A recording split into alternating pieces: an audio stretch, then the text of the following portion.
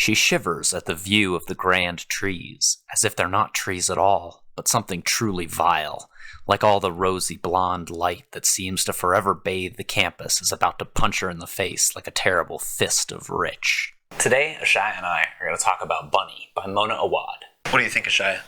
Do you like bunnies?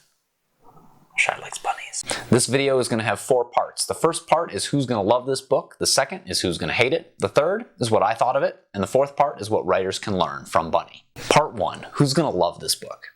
If you loved the wit and humor of Mean Girls, but thought it should have veered even harder into weirdness, then you'll love Bunny. If you love the dark, catty aesthetic of Heathers, and also the reality-questioning horror of Donnie Darko, then you'll love Bunny.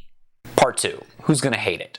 If you're looking for light beach reading, this ain't it. If you don't like weird or creepy, if you want to be able to distinguish between what's real and what's imaginary at all points in time, if you like simple, straightforward prose, this book may not be for you. The Goodreads reviews for Bunny are filled with GIF responses like this one, and this one, and this one.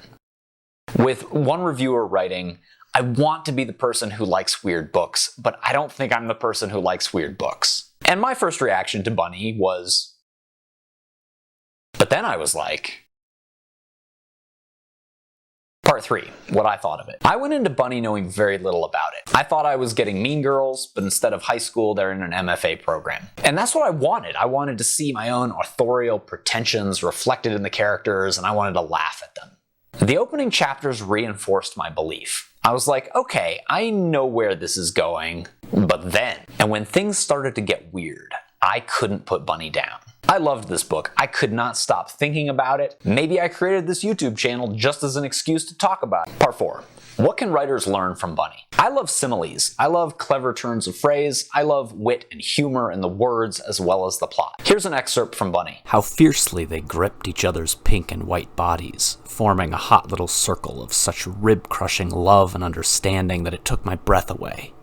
And the nuzzling of ski-jump noses and peach-fuzzy cheeks, temples pressed against temples in a way that made me think of the labial rubbing of bonobos, or the telepathy of beautiful murderous children in horror films. All 8 of their eyes shut tight as if this collective asphyxiation were a kind of religious bliss. All 4 of their glossy mouths making squealing sounds of monstrous love that hurt my face. It's so good that at first Bunny was hard to read as a writer. It's the kind of book that makes me despair of writing anything as good as this. I want to say that Mona Awad's first draft was probably as crappy as drafts that I write. But the question that I want to ask is, how do you write with this magnitude of wit? And my best answer to that is that you have to be extra when writing your early drafts. You have to write descriptions with flourish, and you have to not stop. Rewrite another version, then another, then another. Lure out the shy, brilliant ideas by sharing love and ink and sunlight with the dull and silly ideas.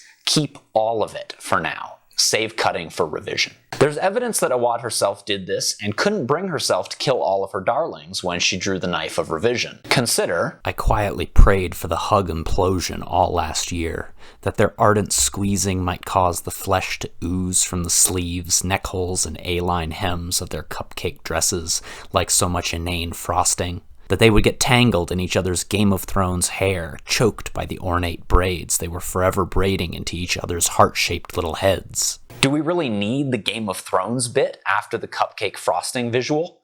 I'd argue that it detracts from the brilliance of the first image. Also, it's not going to age as well. In conclusion, definitely read Bunny. It's amazing. It's like suffocating beneath an ocean of cotton candy. As a writer, be free and fearless in your writing. Let the metaphors and similes burst fully grown and armored straight from your forehead like Athena from the forehead of Zeus himself.